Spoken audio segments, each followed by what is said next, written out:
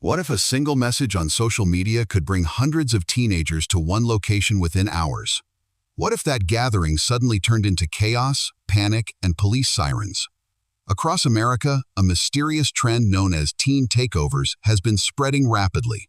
What started as simple meetups has left cities struggling to understand what is really happening. Are these just harmless gatherings, or is there something much bigger behind them? The phenomenon became known as Teen Takeovers because large groups of teenagers appeared to take over public places.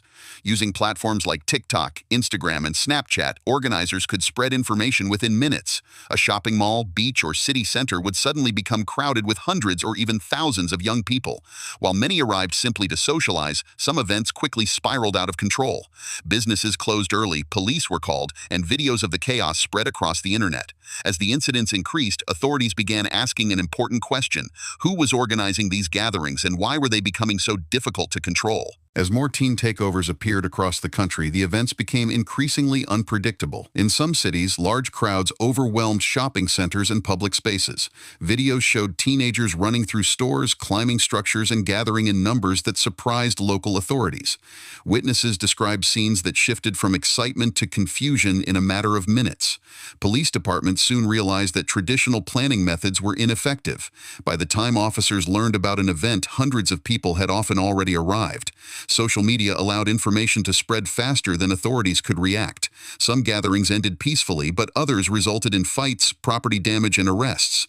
The growing trend sparked debate across America. Some people argued that teenagers simply lacked safe places to gather and socialize. Others believed the events represented a dangerous new form of organized disruption powered by social media.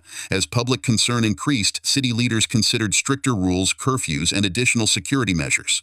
But perhaps the biggest mystery remains unanswered. Who is really behind these gatherings? Are they spontaneous events created by ordinary teenagers, or are a small number of organizers intentionally encouraging chaos? Investigators continue monitoring social media, yet many questions remain. What makes teen takeovers so unusual is how quickly they can appear and disappear. A message is posted, a crowd forms, videos go viral, and then everyone leaves. By the time authorities begin investigating, the organizers are often impossible to identify. As America continues to debate the phenomenon, one question remains: is this simply the future of youth culture in the age of social media, or is it the beginning of a much larger problem? After several teen takeover incidents gained national attention, cities across the United States began responding more aggressively.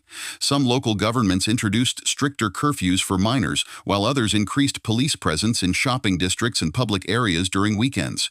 Security companies were also hired by malls and entertainment centers to prevent large-scale gatherings before they could escalate. However, despite these measures, the phenomenon did not fully disappear. Instead, it adapted. Organizers began using smaller groups, private chats, and coded language to avoid detection. In some cases, events were canceled minutes before they were supposed to begin, only to reappear in another location shortly after.